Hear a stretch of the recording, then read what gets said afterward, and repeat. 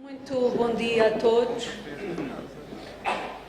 Gostava de, em primeiro lugar, saudar o Sr. Ministro Eduardo Cabrita, meu colega João Ferrão e saudar todos os presentes nesta sala. Presidentes de Câmara, vereadores, autarcas, dirigentes da Administração Pública Central e Local, também os nossos estudantes de Políticas Públicas e de outros cursos que acompanham o Fórum desde sempre. E gostava de saudar e dar as boas-vindas a todos e cabe-me a mim abrir esta sessão, que é a sessão que inicia o segundo dia de debate do Fórum das Políticas Públicas, desta vez dedicado genericamente às questões da descentralização e do poder local, sendo que, mais especificamente, o dia de hoje procuraremos debater os novos desafios das políticas locais. O Fórum das Políticas Públicas é uma atividade que o ISCTE vem desenvolvendo há 8 anos, há 9 anos, desde que lançámos os primeiros cursos de políticas públicas, os primeiros cursos de mestrado e de doutoramento. Temos desenvolvido esta atividade, que é para nós uma atividade complementar da atividade de ensino e de investigação. É uma atividade complementar com características particulares. Eu diria que é, talvez, desse ponto de vista, um espaço único, porque procuramos, em cada ano, promover um debate sobre políticas públicas envolvendo os académicos, peritos e políticos com experiência de governação aos mais diferentes níveis. E isto é para nós muito importante porque é uma forma, de facto, de também ensinar, de também refletir sobre a forma como as políticas públicas se fazem. Refletir sobre, com quem faz políticas públicas, os desafios que enfrenta no seu desenho e na sua concretização. Procuramos, ao longo destes anos, escolher temas que estejam relacionados com a conjuntura, com aquilo que se discute no momento em que organizamos o fórum. E não procuramos os debates que vão com a espuma dos dias. Nós procuramos os temas que consideramos serem estruturais, atuais e estruturais para o desenvolvimento do país. E este ano o que nos pareceu foi que o grande tema das políticas públicas era o tema da descentralização e do desenvolvimento local. É um tema que está desde há 40 anos presente na agenda política, é um debate a que frequentemente voltamos, é um debate que revisitamos, um tema que temos vindo ao longo destes 40 anos a procurar melhorar de forma incremental, ajustando, no fundo, aquilo que é a organização do Estado no que respeita ao poder local e à descentralização, àquilo que são os imperativos constitucionais. E há quem considere que levamos tempo demais, há quem considere que andamos depressa demais, mas o importante para nós, aqui como universidade que acolhe estas iniciativas, que as promove e que tem este objetivo, é criar um espaço em que quem faz política possa connosco partilhar a experiência de fazer políticas públicas, a nós que ensinamos a fazer e a desenhar políticas públicas, que ensinamos a avaliar políticas públicas. É um momento muito importante, o Fórum das Políticas Públicas para o ISCTE, neste contexto da sua atividade. Acontece que, neste ano em particular, este tema do desenvolvimento territorial, local, tem um significado ainda mais importante para o ISCTE, porque neste novo ciclo de governação do ISCTE definimos a vocação metropolitana, o aprofundamento da vocação metropolitana do ISCTE como um dos eixos estratégicos da nossa ação. Queremos desenvolver a nossa escola, o nosso instituto, como um instituto universitário voltado para o seu contexto de ação e de atuação, voltado para os municípios que circulam Lisboa a norte e a sul, e a nossa intenção, e para isso desenvolvemos todo um programa de ação, de trabalho com as autarquias, com os municípios, procurando disponibilizar aquilo que são os nossos recursos e capacidades para apoiar o desenvolvimento, a formação de quadros, também a reflexão sobre os próprios espaços locais em desenvolvimento. E, portanto, este ano, este fórum tem um particular significado, não apenas porque trata de um dos temas de atualidade, um dos temas com particular significado para o país, para a política nacional, mas um tema caro ao ISCTE. Poderão ter a oportunidade de ver lá fora no átrio a exposição de pósteres que ilustram aquilo que é o trabalho de há muitos anos de várias equipas de investigadores, de vários centros de investigação que procuram aprofundar esta relação com os municípios, respondendo às suas necessidades, respondendo às suas solicitações, e aquilo que pretendemos neste mandato, neste ciclo governativo do ISCTE, é aprofundar esta vocação metropolitana, é fazer da nossa universidade não apenas uma universidade da cidade de Lisboa, mas uma universidade da área metropolitana de Lisboa, porque realmente os nossos alunos, em grande parte, vêm de toda a área metropolitana e não apenas da cidade de Lisboa. E, portanto, gostávamos de ter uma resposta positiva, ir ao encontro dos locais em que a nossa presença, a nossa participação e envolvimento pode fazer a diferença. Muito obrigada pela vossa presença uma vez mais e espero que este fórum possa acrescentar algo àquilo que é já o nosso conhecimento sobre o tema. Muito obrigada.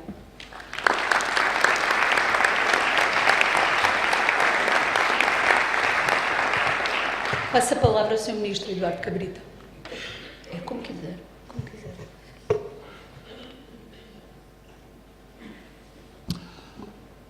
Bom dia a todas e a todos. Um agradecimento muito especial à Sra. Reitora do ISCTE, professora Maria de Lourdes Rodrigues, pela iniciativa de colocar como tema do Fórum das Políticas Públicas este ano a temática das políticas territoriais, a temática da descentralização.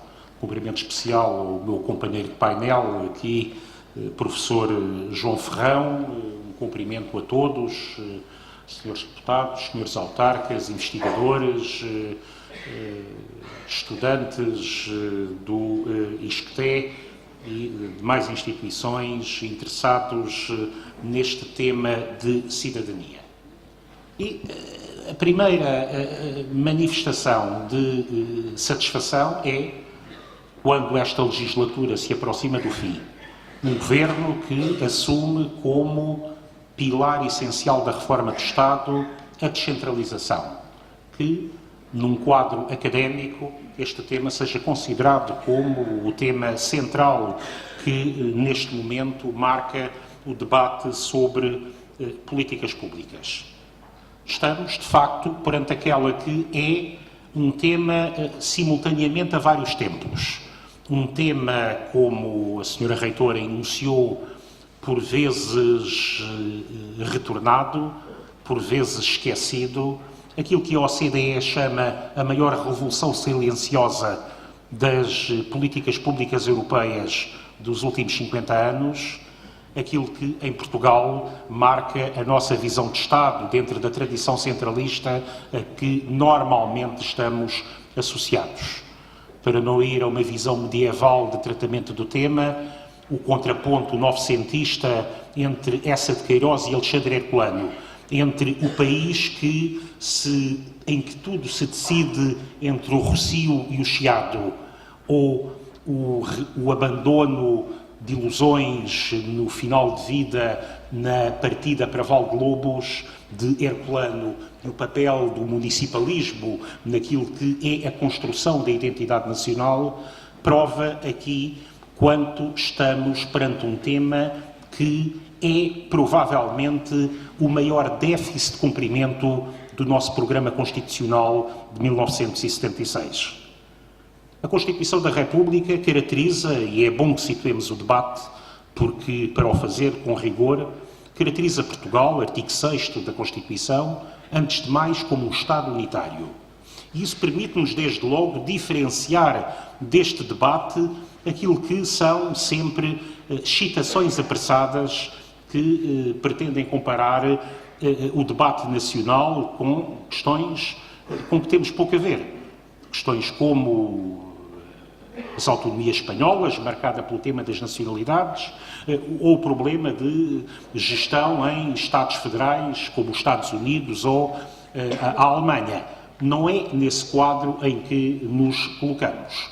Colocamos no quadro daquilo que é um desafio de concretização de um modelo constitucional que nos caracteriza como um Estado assente nos princípios da autonomia local, da subsidiariedade e da descentralização democrática da administração pública.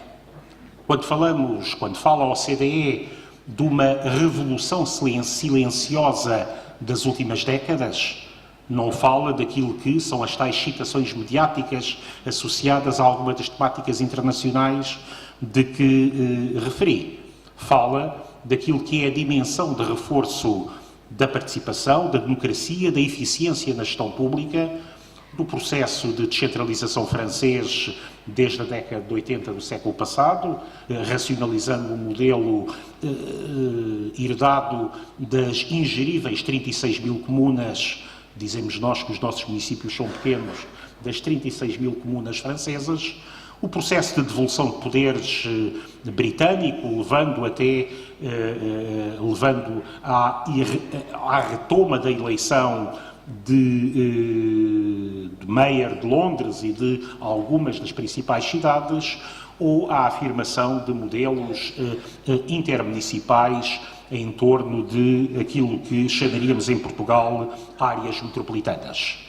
Numa segunda dimensão, numa abordagem mais ampla a este fenómeno, nós temos um projeto constitucional que aponta claramente para um modelo descentralizador de Estado, mas temos, ao fim de 40 anos, diria que muitos elogios às características únicas do poder local, mas significativas resistências naquilo que é a concretização de um programa de descentralização. Novamente, recolhendo os dados mais recentes da OCDE, é estabelecida uma correlação muito clara entre descentralização, participação democrática, eficiência na gestão e escrutínio das políticas públicas. Neste quadro, Portugal continua a qualificar-se numa parceria que é com antigos Estados da OCDE, como a Grécia ou a Turquia, mas ainda aí a Grécia aproveitou o tempo da crise para criar o seu modelo regional e para aprofundar um processo de descentralização na última década, e alguns Estados de leste em que o papel das autarquias locais é pouco significativo, do que é como a Hungria, a Eslováquia ou a Polónia, com uma limitada intervenção dos entes locais na gestão da coisa pública.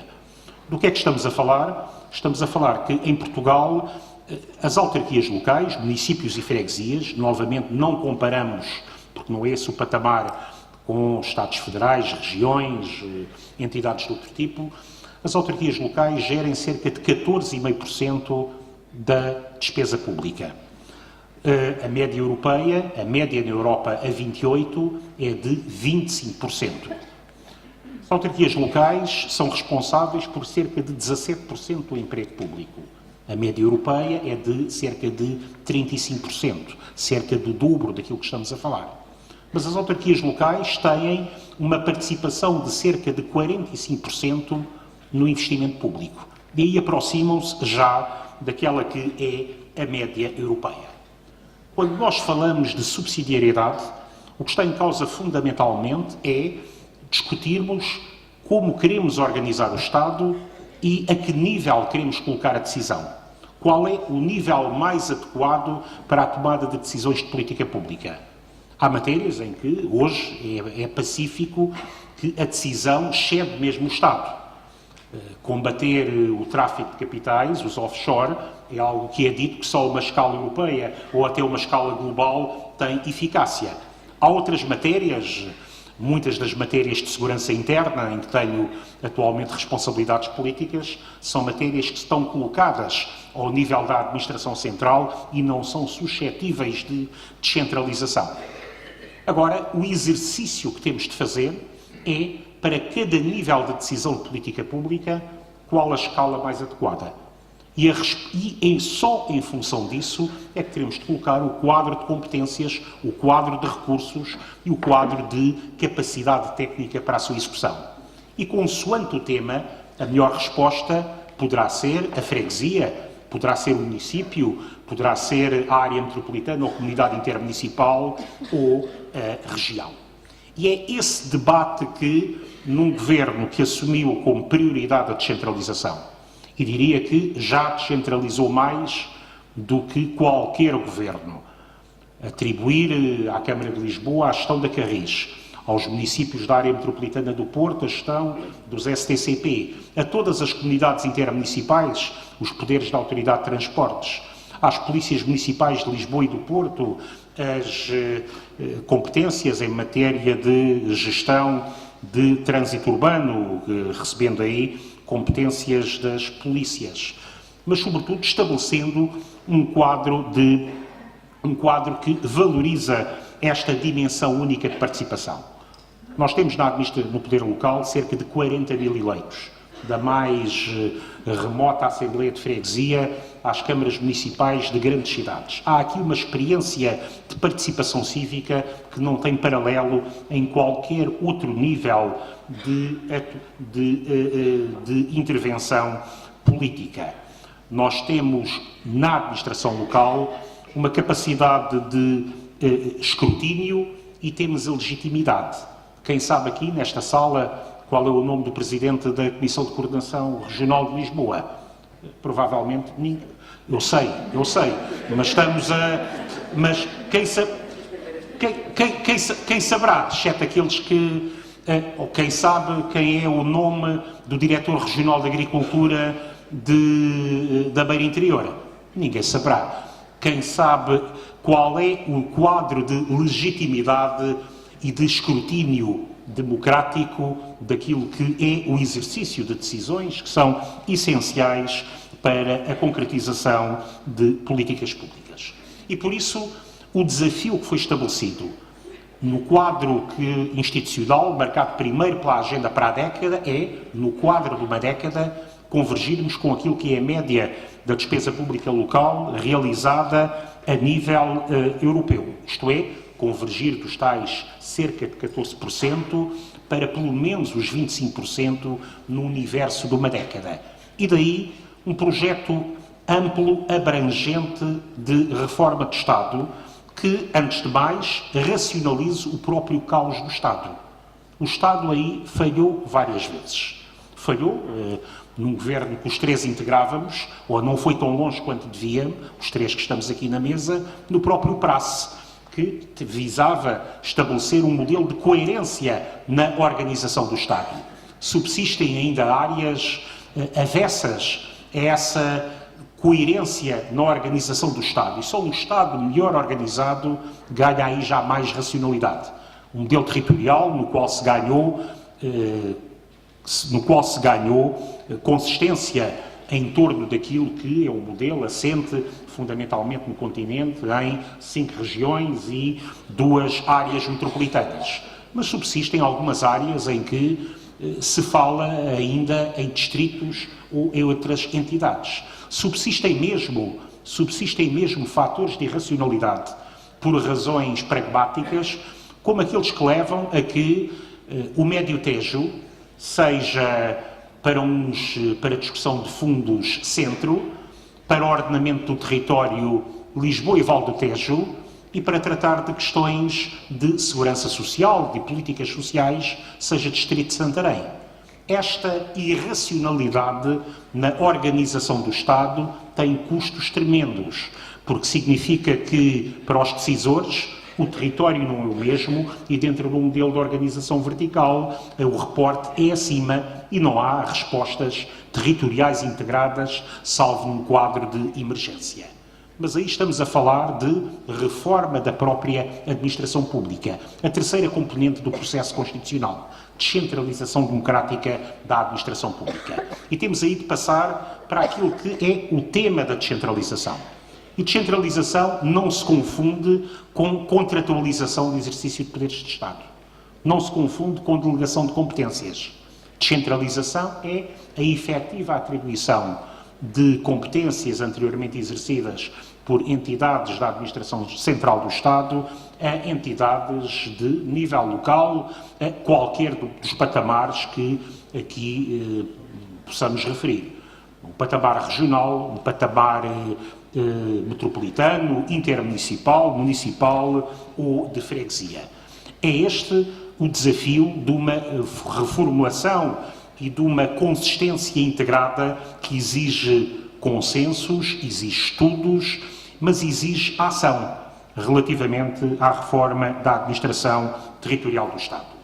E por isso, se está no programa de governo a democratização indireta das comissões de coordenação regional para a criação de mecanismos de decisão e de reflexão daquela que é a voz regional, se está no quadro da ação, do trabalho que temos vindo a fazer com as áreas metropolitanas, preparar um quadro de competências para que em 2021 possa existir uma eleição dos responsáveis das áreas metropolitanas dentro de um modelo constitucional que prevê uma forma de organização específica, autárquica, nas grandes áreas urbanas, mas em que deve ser antecipado matérias que já hoje estão consolidadas.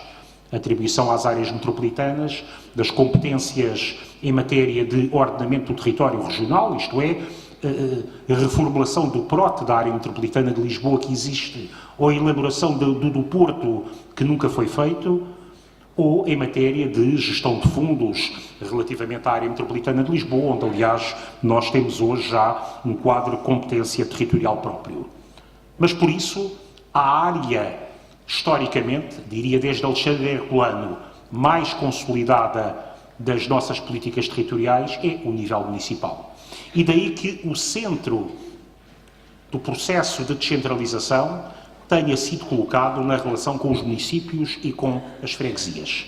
Posso dizer, estando a poucos meses do final deste ciclo legislativo, e quem já esteve neste tema algumas vezes, foi um processo fascinante e de resultados que, não tenho dúvida, são a maior reforma de Estado desta legislatura.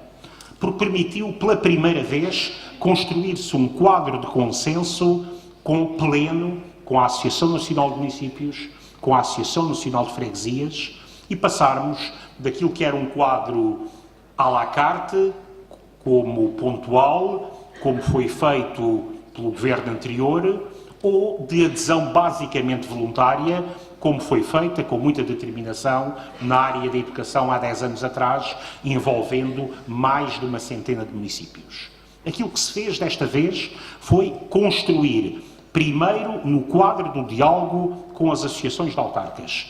Em segundo lugar, com a exigência acrescida que foi determinada pela Assembleia da República, construir um quadro gradualista de descentralização em mais de 20 áreas de políticas públicas a realizar em 3 anos. E por isso é extremamente positivo que, quando ainda nem todos os diplomas estão publicados, porque é o maior processo de regulamentação em áreas específicas, tendo a Lei Quadro sido publicada em agosto, termos já cerca de 2 dezenas de diplomas aprovados, com uma característica singular no nosso processo legislativo. Nos termos do artigo 44 da Lei Quadro, os diplomas, para serem promulgados pelo Presidente da República, têm de ser consensualizados com a Associação Nacional de Municípios. E isso tem exigiu agora, recentemente, esclarecimentos adicionais, quer da Associação de Municípios, quer do Governo, relativamente aos diplomas da educação e da saúde, que têm uma maior complexidade. Estamos a falar na educação da transferência de 1.100 estabelecimentos educativos, de gestão local de cerca de 43 mil trabalhadores. Ou, na saúde, um primeiro passo, passando os municípios a ter uma intervenção efetiva na gestão das unidades de saúde local. Estamos a falar de outras áreas que não são meramente simbólicas. Não tem sentido num país com 800 km de litoral, com planos de ordenamento da orla costeira aprovados de Caminha a Vila Real de Santo António, que a gestão do espaço da praia fosse competência ou do Ministério da Defesa, ou da Administração Portuária, ou do Ministério do Ambiente. Era essa a realidade que levava, aliás, àqueles exemplos ridículos de se dizer que, certamente por uma questão de segurança nacional, era o Ministério da Defesa que licencia o vendedor de bola de Berlim, ou quem vende bebidas na praia. Ou a possibilidade de gestão local de património público não utilizado, património público em abandono. E por isso é compreensível se houve 177 municípios que assumiram competências já em 2019, eu compreendo que 171 tenham assumido a competência de gestão do património, porque isso significa que deixa de haver aquela penosa gestão com o gestor relapso, normalmente o Ministério das Finanças, que tem o abandono de edifícios públicos um pouco por todo o país, deixando-os em ruínas. Basta dizer, há aqui um projeto de utilização de interesse público para que a sua afetação seja feita ao nível local. E, portanto, o quadro financeiro que é associado a este processo é um quadro que reforça quer as transferências gerais, para num quadro de significativo reforço da autonomia. O setor local é o único setor da administração pública não sujeito à lei de compromissos. É o setor em que ganhou autonomia na estruturação interna dos serviços, desde que sujeita a regras de disciplina orçamental, alargou a sua autonomia no acesso à gestão de fundos europeus. E tem-o merecido. Porquê? Porque o setor local, em todos os últimos anos, contribuiu positivamente para as contas públicas. O ano passado, mais uma vez, cerca de 500 milhões de euros de saldo positivo, 400 milhões de euros de redução da dívida pública. E é neste quadro que estamos num desafio em que, perguntam muitos, mas não devíamos ir mais além? Sim, devíamos ir mais além. Sou o primeiro a dizê-lo, a qualidade da resposta e o escrutínio daquilo que é a decisão pública justificariam que fôssemos bastante mais além. Mas toda a prudência, a necessidade de gerar consenso, mesmo assim as cautelas múltiplas e as reservas que vemos num país em que o centralismo tem muitas cabeças, de paternalismo conservador, a alguns neojacobinismo pretensamente igualitário, até à visão tecnocrática simples de achar que isto são questões demasiado técnicas que só podem ser resolvidas a alguns perto do Terreiro do Paço, daqueles que desconhecem que a Universidade Portuguesa, a Instituição de Ensino Superior Portuguesa, com mais estudantes estrangeiros, e que tem 2 dos 10 cientistas mais citados nas revistas internacionais, é mesmo o Politécnico de Bragança. É porque há muito nos nossos decisores quem tenha ido mais vezes a Berlim ou Nova Iorque, eu já nem digo Bruxelas, a Berlim ou Nova Iorque, do que alguma vez foram à Guarda ou a Bragança. É este conhecimento das potencialidades de um país que me leva a acreditar que, certamente, cometendo erros, certamente necessitando deste processo ser profundamente monitorizado, ser acompanhado, é essencial que estes passos que estão a ser dados sejam consolidados nos próximos 3 anos para que se possa ir ainda mais além. Que se possa ir mais além na afirmação das freguesias como primeira resposta, como verdadeiros postos de defesa dos direitos dos cidadãos na sua relação quer das áreas rurais isoladas, em que são a única presença do Estado, mas também no papel acrescido que ganharam em Lisboa, com o profundo processo de descentralização que em Lisboa foi feito, racionalizando as freguesias, mas dando-lhe mais meios, mais competências, mais capacidade financeira do que quaisquer outras freguesias em todo o país, definindo um quadro de intervenção municipal, promovendo o intermunicipalismo em tudo aquilo que ultrapassa a escala municipal, mas negando aquela falsa ideia que os nossos municípios são pequenos. Não, os nossos municípios são, em média, maiores que os espanhóis, que os franceses, que os italianos ou que os alemães. Podemos ir buscar exemplos exóticos, sempre, mas neste patamar a dimensão média dos nossos municípios é superior em modelos muito diferentes à de qualquer um destes 4 países com os quais estamos relativamente próximos. Mas isso não dispensa, e as comunidades intermunicipais são o caminho para o exercício de uma competência conjunta relativamente a matérias da proteção civil ao ensino profissional, à gestão de áreas ambientalmente sensíveis que exigem, com regras claras, um esforço conjunto, à afirmação das áreas metropolitanas e a discussão serena, no seu tempo próprio, como eu tenho dito, sem tabus nem dogmas, daquilo que é a organização regional do Estado. O ISCTE merece-nos a todos o agradecimento pelo contributo para este debate.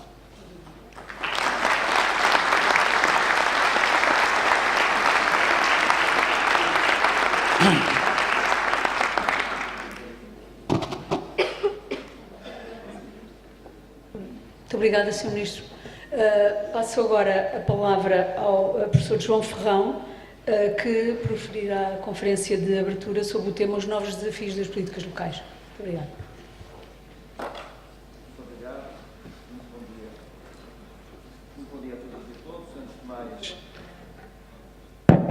Antes de mais agradecer à Sra. Reitora do ISCTE e a todos os organizadores deste encontro, cumprimentar muito especialmente o Sr. Ministro e todos aqueles que estão aqui hoje conosco para discutir assuntos que, como vimos, e não é necessário salientá-lo de novo, são fundamentais para quem percebe que o país tem que mudar de muitos pontos de vista.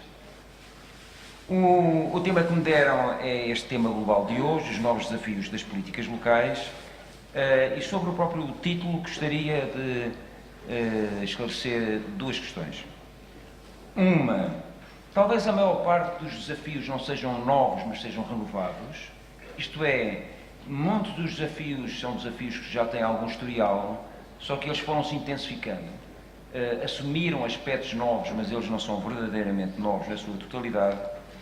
E, em segundo lugar, queria dizer que os desafios que eu vou identificar não são necessariamente os mais importantes, enfim, são aqueles que eu considerei que era necessário aqui salientar e que os vou colocar do ponto de vista de tensões e dilemas que fazem parte da vida e da decisão, da vida pública e da decisão, e que, por serem tensões e dilemas, vamos ter que saber geri-los. Isto é, as tensões e os dilemas não servem para nos fazer desistir, antes pelo contrário, devem alimentar a nossa inteligência coletiva e a permitir um caminho, a construir um caminho que seja mais favorável para o conjunto do país e por essa via para todos os portugueses. Eu identifiquei 8 desafios e, por uma questão de facilidade de exposição, agreguei esses 8 desafios em 3 domínios. O primeiro domínio é sobre políticas locais e governança. O segundo domínio, não podia deixar de ser, é sobre descentralização e diversidade municipal. E o terceiro domínio é sobre o valor acrescentado das políticas locais. E vou então referir rapidamente estes 8 desafios, como eu disse, no sentido de que eles correspondem a tensões ou dilemas em relação aos quais nós temos que estar atentos e, sobretudo, percebê-los melhor. Estamos numa universidade e a universidade, o seu papel é exatamente esse. mas também fazemos investigação-ação. E, portanto, não somos apenas como os filósofos, que é importante, que o seu objetivo é colocar as boas questões, nós também tentamos, apesar de tudo, e dentro das nossas invitações, dar algumas sugestões ou recomendações. O primeiro desafio tem a ver com o esclarecimento de uma questão de base, que é de que é que falamos quando falamos de políticas locais. Porque para a maior parte das pessoas, políticas locais são políticas municipais. É evidente que a esmagadora maioria das políticas locais são políticas municipais. Mas a questão é mais importante, porque a nível comunitário nós também temos iniciativas, podemos não lhes chamar políticas, chamamos se calhar instrumentos, mas são verdadeiramente políticas.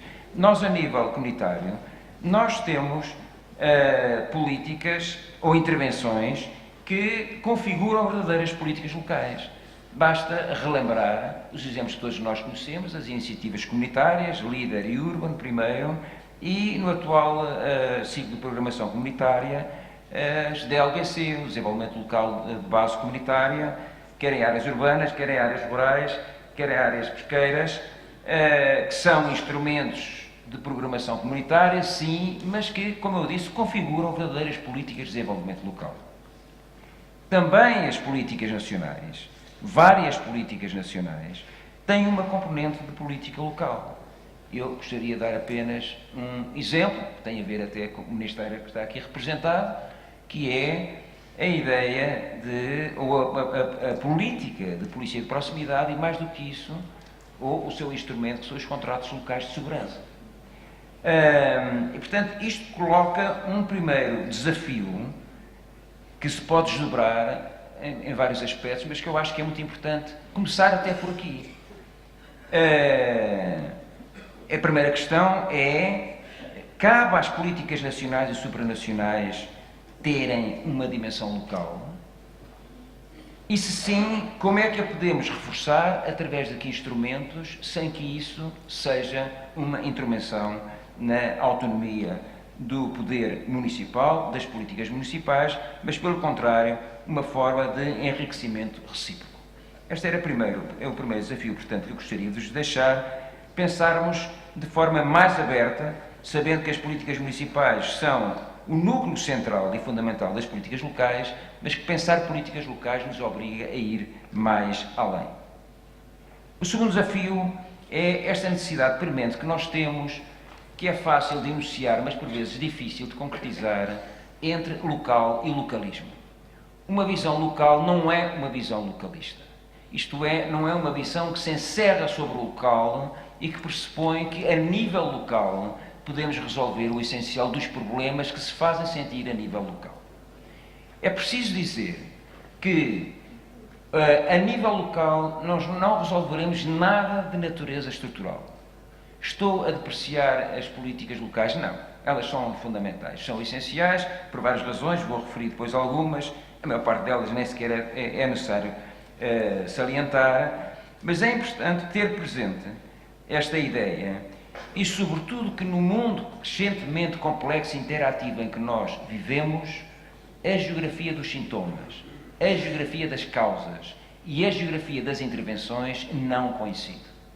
Já lá vai o tempo em que nós pensávamos que os problemas de um bairro se resolviam com intervenções no bairro. É evidente que o problema de um bairro nunca se resolverá sem intervenções no bairro, sem envolvimento das pessoas do bairro, sem toda esta componente local, mas nós também sabemos que os problemas dos bairros, determinados bairros, nunca se resolverá sem políticas nacionais e sem políticas comunitárias, sem instrumentos de natureza mais ampla. E, portanto, esta discussão entre local e localismo é muito importante, porque uma visão localista das políticas locais mata o potencial das políticas locais. Esta diferenciação obriga-nos a levar em conta um aspecto que foi referido muito ontem na sessão da Assembleia da República e que vai ser hoje objeto de uma das sessões paralelas, que é a questão da cooperação e da governança multinível, isto é, quem deve fazer o quê e como é que se deve articular entre si em função de um objetivo que é comum. Terceiro desafio, esta ideia de que mais do que falarmos em políticas em sentido geral, levarmos em consideração, sendo que isto não é uma questão académica ou técnica, é importante, como vão ver, que, como se costuma dizer, o ciclo de políticas tem várias fases. Tem a fase do agenda setting, que isto é, de pôr um determinado tema, uma questão, na agenda política e das políticas. Tem a fase de concepção, tem a fase de implementação e tem a fase de monitorização, acompanhamento e avaliação. Ora, porquê é que eu digo isto? Eu digo isto porque as diferentes entidades têm um peso muito diferenciado em cada uma destas fases. E é importante ter isso presente. O exercício da agenda setting hoje é muito dominado, quer pelas agendas globais, ONU, etc., quer da União Europeia, mas também muito pelas decisões da Comissão Europeia. O último programa, este ciclo de programação comunitária, tinha os grandes objetivos todos definidos. E hoje, se andamos a falar de economia circular e de muitos outros temas, é porque eles foram considerados nessa agenda e existem fundos estruturais que os apoiam. A concepção das políticas, muitas vezes, é ela também elaborada a nível comunitário e a nível nacional. Isto significa que se nós, em vez de considerarmos política no sentido geral, mas considerarmos o ciclo da política, o que nós vemos é que muitas vezes os municípios, e agora para facilitar estou a falar de políticas locais municipais, os municípios estão sobretudo concentrados na implementação dessas políticas ou na implementação de instrumentos que foram concebidos, desenhados externamente. Bom, o que é que resulta daqui? Resulta daqui que uma das grandes questões que está em debate e cujo debate vai ser reforçado nos próximos tempos é como é que as autarquias podem aumentar a sua capacidade de não só influenciar, mas coproduzir agendas globais, agendas comunitárias e agendas nacionais. Essa é uma questão fundamental. A resposta a essa questão tem, digamos, duas componentes que, aliás, os municípios conhecem, não estou a dizer novidade nenhuma. Tem a componente mais institucional, isto é, a nível nacional, a Associação Nacional de Municípios, a ANAF, as associações representativas das autarquias já são ouvidas, acabámos de ouvir, tem um peso muito importante na forma como determinadas decisões a nível nacional são configuradas, mas a nível europeu, o Comitê das Regiões, penso eu, devia ser muitíssimo mais valorizado.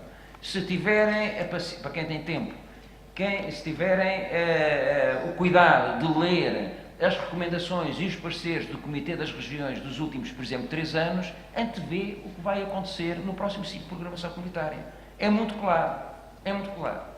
E eu não quero ser injusto, mas tanto quanto sei, o papel de Portugal no Comitê das Regiões não tem a ver com as pessoas que lá estão, até talvez pelo facto de nós não termos regiões administrativas, mas o protagonismo do lado português no Comitê das Regiões não se tem realçado muito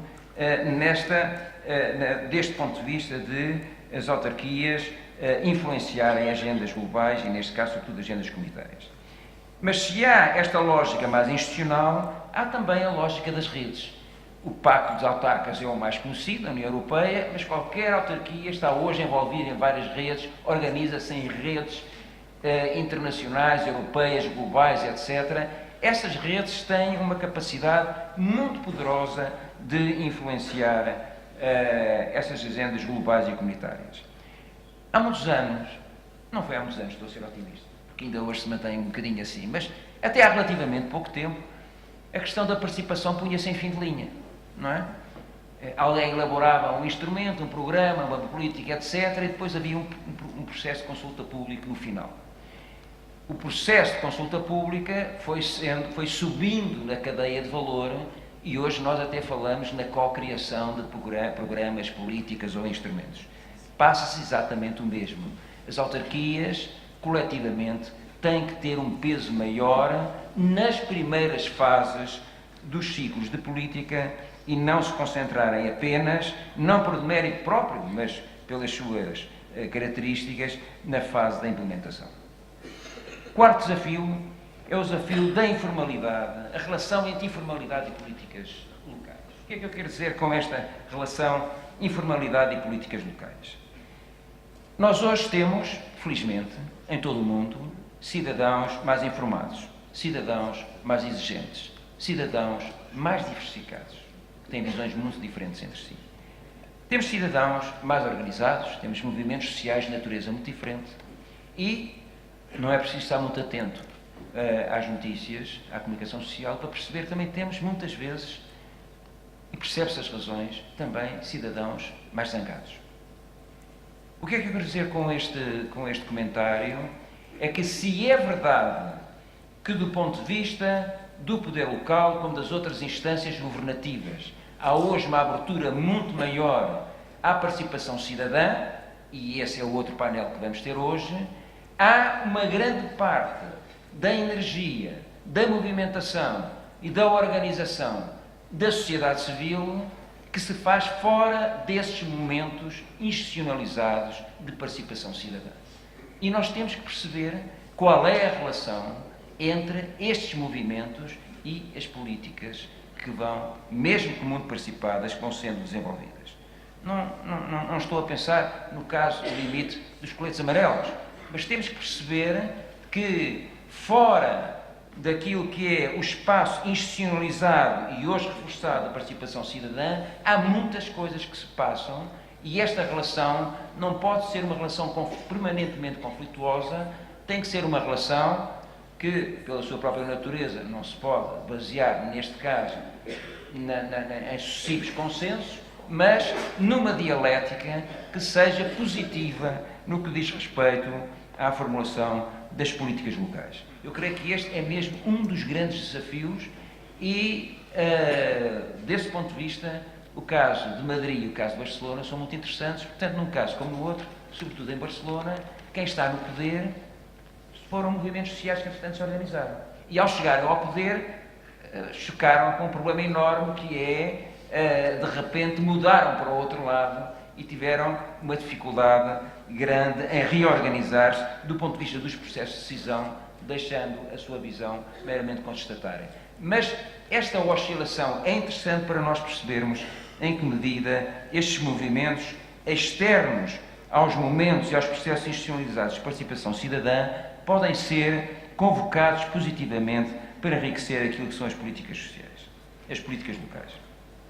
Estes 4 primeiros desafios, sob o nome Políticas Locais e Governança, levantam, portanto, a discussão de 3 tipos de governança. Não quero ser aqui muito técnico, mas era para fazer uma ligação com uma dos temas de hoje. Uma coisa é a governança multinível. E estamos a falar entre níveis administrativos ou políticos ou político-administrativos, depende, e vai haver uma ação sobre isso. Outra coisa é a governança multiscala. E isso significa que é uma governança que envolve entidades públicas e não públicas, privadas, associativas, etc., de escalas completamente diferentes, mas que são fundamentais, a sua mobilização é fundamental e esta boa governança multiscala é fundamental. Ela foge à lógica mais rígida, necessariamente mais rígida, da governança multinível, mas ela é fundamental para resolvermos o tal problema da não coincidência entre a geografia dos sintomas, a geografia das causas e a geografia das ações. E, finalmente, temos um outro tipo de governança que está a ganhar peso e que alguns veem como alternativa às 2 anteriores, eu não. Alguns veem como uma alternativa às 2 anteriores, eu vejo como um complemento, que é a governança policêntrica. E a governança policêntrica é essa que se baseia em redes, que é bottom-up, que muitas vezes tenta fazer uma espécie de curto-circuito em relação à governança multinível, mas que é também igualmente importante. Portanto, se é fundamental nós percebermos melhor o que é a boa governação no que diz respeito à governança multinível, eu, por mim, gostaria que esta discussão, que tem uma parte que deve ser autónoma, seja também cruzada com os outros 2 tipos de governança, porque eles fazem parte das sociedades contemporâneas e vão ganhar peso nas próximas décadas. Entro agora no segundo, nos 2 desafios seguintes, que têm a ver com a questão da descentralização e da diversidade municipal. Bom, todos nós conhecemos Portugal, uns melhores, outros pior. Há pouco o Sr. Ministro já referiu a questão da dimensão dos municípios e da dimensão média. Sucede que os nossos municípios, o problema dos nossos municípios, da nossa realidade municipal, não é tanto a dimensão média, como foi dito, e bem, há países onde a dimensão média é mais pequena.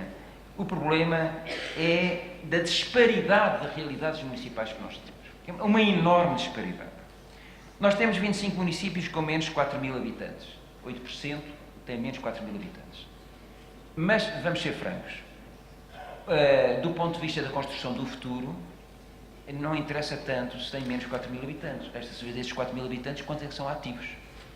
E também, quantos destes 4.000 habitantes é que são crianças. E eu gostava de dar o exemplo do município, não vou identificá-lo, porque não interessa, o que interessa é o exemplo. É um município que até tem mais de 4.000 habitantes, nem sequer entra neste setor dos municípios mais pequenos. É um município que tem 4.500 habitantes. Este município de 4.500 habitantes tinha em 2011, hoje será menos certamente, tinha em 2011 321 crianças. 321 crianças. Ou seja, com 14 anos ou menos. Em 1940, sabem quantas crianças é que tinha? 5.000 crianças. 5.000 crianças. Portanto, há uma questão da dimensão demográfica, há uma questão da dimensão da população em idade ativa e há uma outra dimensão que é o número de crianças que existem em cada um dos municípios. Portanto, os municípios, nós temos uma realidade completamente muito diversificada. E isto levanta dois desafios que eu queria aqui referir. Não são novidade nenhuma, ontem foram referidos por diversas vezes, queria aqui sistematizá-los.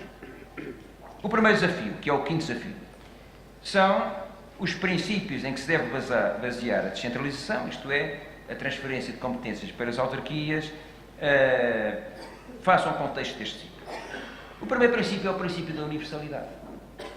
E foi esse que foi utilizado. Mas houve um debate interessante ontem, aliás, de vários pontos de vista, em que ficou claro o seguinte: numa realidade tão diversificada, o princípio da universalidade corre dois riscos. Se é definido de maneira a ser comum a esta diversidade, ele nivela por baixo, porque o que é possível nivelar. Se o princípio da universalidade é mais ambicioso e tenta ir mais além, ele vai aprofundar o fosso entre os municípios que conseguem, têm condições concretas para desenvolver aquelas capacidades e aqueles que não têm. É um problema real. Segundo problema, o princípio do gradualismo. O Governo adotou, e quanto a mim bem, o princípio do gradualismo em relação à aplicação deste primeiro pacote, que é possível ser universal. Bom, e a seguir? A seguir não é possível mais gradualismo. Ou é possível mais algum gradualismo, mas não muito mais gradualismo, porque o problema das disparidades estruturais entre municípios completamente diferentes se mantém. Então, uma questão é do gradualismo, que deve ser aplicada em relação a um pacote comum, desenhado e pensado na ótica da universalidade. Outra questão é o princípio da diferenciação. E este princípio da diferenciação é complicado, porque nós podemos dizer, bom, temos que distinguir entre a igualdade e a equidade. E a equidade, como sempre dizemos, é tratar de forma desigual aquilo que é desigual em nome da igualdade. Bom, nós sabemos isso. Sabemos também, por exemplo, que a OCDE é muito defensora daquilo que eles chamam a descentralização assimétrica. Que eu não gosto muito do nome, mas percebo onde é que se quer dizer, o que é que quer dizer. Mas também ontem foi referido que a diferenciação, sendo necessária, tem limites, porque senão temos uma árvore de Natal, temos uma complexidade onde ninguém se entende. Se quiserem uma imagem, a construção do edifício político-administrativo do Estado, excessivamente baseado em diferenciações, dá uma espécie de casa desenhada pelo Escher, isto é, em que os vários andares e as escadas entre os vários andares não se compreende todo e, portanto, aquilo que é um elemento essencial, que é uma clara segmentação de funções, não existe. Portanto, há aqui uma tensão, por um lado, entre igualdade e equidade. Nos últimos anos, é habitual nós dizermos, enfim, isso faz parte de um dos documentos, vários documentos da ONU, e portanto essa frase começou a ficar muito popular, não deixar ninguém para trás. Nós não podemos deixar nenhum município para trás. Isto é, qualquer decisão que seja tomada não pode deixar nenhum município para trás. Resta saber que tipo de diferenciação, em relação a quê, como, nós devemos integrar para não deixar nenhum município para trás. O objetivo não é acabar com municípios, fundir com municípios, é não deixar nenhum município para trás. Portanto, esta é uma questão que não é fácil de resolver, mas tem que ser analisada. Isto implica uma coisa, implica uma visão dinâmica da transferência das competências e implica um exercício permanente de monitorização e de avaliação dos resultados obtidos, e só com base desse estudo concreto nós poderemos então avançar ou aprofundar essa lógica da descentralização. Desafio 6, ainda relacionado com a descentralização e que é, digamos, um desdobramento do aspecto anterior. Nós estamos a descentralizar, tardiamente, já foi dito, mas não interessa, é o que é. Nós estamos a descentralizar num contexto que é caracterizado por uma conjugação extremamente complexa entre redução demográfica, baixo investimento público e, a breve trecho, redução muito previsível dos fundos estruturais. Este é o contexto em que nós vamos descentralizar. Portanto, isto levanta, mais uma vez, o problema concreto de qual é ou qual vai ser o grau efetivo da autonomia das autarquias para desenvolverem as suas políticas locais para além daquilo que são as respostas de emergência. Não é preciso conhecer muito bem o país, basta ir a 2 ou 3 municípios pequenos, falar com autarcas de municípios pequenos, onde eles dirão exatamente que, por todas estas razões, a sua visão, a sua atuação, as suas políticas estão muito centradas em respostas de emergência, são políticas reativas, não por demérito dos autarcas, mas em função da própria realidade. Portanto, é muito difícil conjugar uma visão estratégica ambiciosa com uma realidade interna e externa que cria constrangimentos muito fortes. Mais uma vez, isto significa diminuir o papel das políticas locais? Não. Significa que nós temos que olhar para as condições em que é possível desenvolver ou evitar que, neste contexto de redução demográfica, baixo investimento público e previsível diminuição dos fundos estruturais, municípios com menor capacidade acabam por lentamente ficar limitados a este papel de responder reativamente a emergências que só as autarquias podem responder. Finalmente, e para terminar, o último ponto e os últimos 2 desafios, o valor acrescentado das políticas locais. O primeiro desafio, é o 7º, mas o primeiro desafio deste ponto, valor acrescentado das políticas sociais, é como maximizar o valor das políticas locais. Não vou falar tanto dos domínios de intervenção, eles são relativamente pacíficos. O inquérito realizado pelo ISCTE também foi muito claro em relação a isso. Em termos muito simples, desculpem, quase em caricatura, mas por causa do tempo, quase em termos de caricatura, se nós olharmos para os Objetivos de Desenvolvimento Sustentável e para os 4 P's, os objetivos que estão organizados por P's, não é? Pessoas, prosperidade, paz e parceria, as autarquias têm uma palavra essencial a dizer em relação a todos estes pontos. Mas o essencial é o primeiro P, são as pessoas. Começa por aí, pessoas. Estamos a falar de saúde, estamos a falar de educação, estamos a falar de habitação, estamos a falar de integração de jovens ou de imigrantes, estamos a falar de pessoas. Não é só de pessoas, estamos a falar de ambiente, de economia, etc. Mas em grande parte estamos a falar de pessoas. Portanto, do ponto de vista dos desafios às políticas locais, eu penso que o ponto fundamental não é tanto os domínios de intervenção, mas os modos de intervenção. E o que é que eu quero dizer com os modos de intervenção? É que o nível local é o nível por excelência onde se podem concretizar intervenções de âmbito intersetorial. Para mim, para além da questão da proximidade, que é muitíssimo importante, esta questão de as intervenções à escala local poderem, em concreto, desenvolver iniciativas de âmbito intersetorial é muito importante. Porque é a nível local, muito mais do que a nível nacional e mesmo do que a nível regional, é a nível municipal e intermunicipal, mas sobretudo a nível municipal, que é possível desenvolver estas intervenções de tipo intersetorial.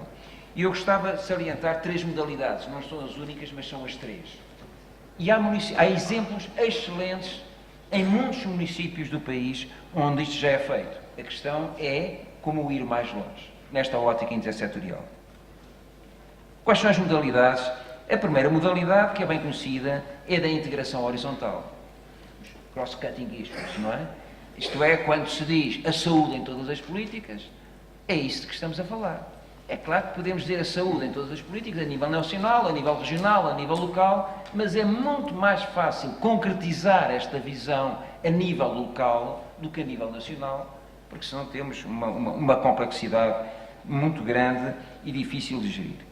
A saúde em todas as políticas, mas podemos encontrar muitos outros exemplos de temas onde esta integração horizontal, esta verticalização horizontal, esta introdução de uma lente especial em várias intervenções é importante e, portanto, garante esta visão intersetorial. A segunda modalidade é dos temas federadores. As alterações climáticas, por exemplo, hoje é um tema federador. Também o podemos ver como algo horizontal, só que provavelmente ele é suficientemente forte para, pelo menos no contexto atual e dos próximos anos, ser um tema federador. E, claro que as alterações climáticas têm a ver com urbanismo, com saúde, com tudo o que podem imaginar, e, portanto, podem imaginar as alterações climáticas ou podem imaginar um outro tema. Há temas que são federadores, pela sua própria natureza, sobretudo em determinados contextos. E sendo federadores, eles dão sentido e significado e concretização a estas políticas ou a estas intervenções de âmbito intersetorial. E, finalmente, as intervenções integradas de base territorial, onde devemos reconhecer a Comissão Europeia, através de sucessivos impulsos, tem garantido condições para que elas sejam concretizadas no terreno. Hoje, creio que esta ideia das intervenções integradas de base territorial ou de base comunitária está mais ou menos conquistada, mas ela não é fácil. E, mais uma vez, são os municípios que estão particularmente bem colocados para desenvolver este tipo de intervenção. Finalmente, oitavo desafio, e ainda em relação ao valor acrescentado das políticas locais, agora não se trata já de maximizar o valor das políticas locais, mas trata-se de maximizar a capacidade de gerir as várias fases do ciclo das políticas locais. Eu já referi isso anteriormente, porque me parece que isso é muito importante. As autarquias têm que subir na cadeia de valor das várias fases do ciclo de políticas, mas aqui confrontamos também com uma questão que foi ontem muito discutida e que eu aqui queria trazer apenas em parte. Isto é, por um lado, as autarquias confrontam-se com um contexto, com uma realidade que é crescentemente complexa, com uma diversidade cada vez maior de problemas, com uma diversidade cada vez maior de funções e, por outro lado, há a questão dos meios, a questão dos recursos financeiros, dos recursos das questões organizacionais, dos recursos técnicos. Bom, não vou discutir as questões financeiras nem organizacionais, ontem foram muito discutidas, vou-me centrar na questão dos recursos técnicos. Em 2006, eu lembro-me de ter visitado um município de Trás-os-Montes, onde o único técnico que tinham a tempo inteiro era um engenheiro. Pois tinham uma avença com um outro engenheiro e com um arquiteto. Esta realidade mudou nos últimos anos de forma muitíssimo considerável. Também podemos dar o exemplo dos PDM, os planos diretores municipais de primeira geração, foram todos eles feitos, foram quase todos, mas todos podemos dizer, foram todos, praticamente todos feitos por equipas externas. Depois, a seguir, os PDMs começaram a ser elaborados por equipas mistas. E hoje em dia, a maior parte dos planos diretores municipais são elaborados internamente às autarquias, mas recorrendo a técnicos exteriores.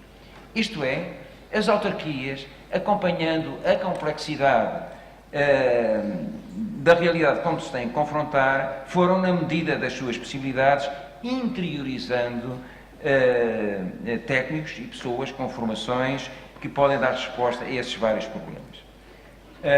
Sucede que, e por isso eu disse no início, os problemas, os novos desafios provavelmente não são novos, são renovados. Sucede que para estes renovados desafios as autarquias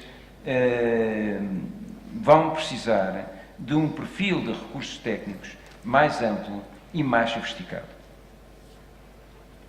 Até porque, o ministro há pouco estava a dizer, estava-me a contar, encontramos no café, estava-me a contar o seu périplo pelas várias CIM, mas há outras pessoas que também andam a falar com as CIM, e esta questão coloca-se muitas vezes nas CIM e nos municípios, das pessoas pura e simplesmente não terem técnicos internamente capazes de lidar com determinados temas, determinadas candidaturas, etc. E eu gostava de terminar este ponto, não, porque isso podia ser considerado muito corporativo, mas fica a mensagem, como é evidente, não para fazer um apelo às universidades que se devem abrir e devem valorizar aquilo que se chama serviços de extensão, da mesma forma como valorizam o ensino e a investigação, mas sobretudo para saudar, embora eu não tenha muita informação sobre o que vai fazer, para saudar a criação em 2017 da Fundação para os Estudos e Formação das Autarquias Locais, uma espécie de CEPA+, não é? CEPA+, houve o contrato com a DEGAL agora em janeiro de 2019, mas para terminar que a componente de capacitação, de formação permanente, e portanto o papel desta Fundação para os estudos e formação nas autarquias locais é essencial. Essencial. Os estudos, este estudo que foi feito pelo ISCTE, e foi apresentado ontem no ISCTE, podia ter sido feito pelo, chama-se FEFAL, pelo FEFAL. O FEFAL deve fazer muitos estudos de base para as suas políticas, mas também do ponto de vista das percepções, isto é, como é que os autarcas veem e percepcionam determinados problemas e também como é que as autarquias, as soluções, as políticas locais são vistas pelos munícipes e pela população em geral. Terminava, portanto, com este repto, dizendo que os novos desafios não são verdadeiramente novos, são renovados. O que significa que, se nós não conseguimos resolver os problemas antigos, nós acumulamos a não resolução dos problemas antigos com os problemas que se vão sofisticando em cima desses desafios antigos. Estes 8 desafios, não sei se são os mais importantes, há outros com certeza, mas eles representam, como eu referi no início, tensões e dilemas sobre os quais nós temos que pensar mais. Estamos hoje a dar passos muito importantes, é mais claro o caminho que estamos a percorrer, mas, como nós sabemos bem, o caminho tem várias etapas e, sobretudo, ele é feito em função de uma visão de longo e médio prazo. É esse caminho que nós temos que construir e perceber que as políticas locais fazem parte da construção desse caminho coletivo a favor de um futuro melhor para todos. Muito obrigado.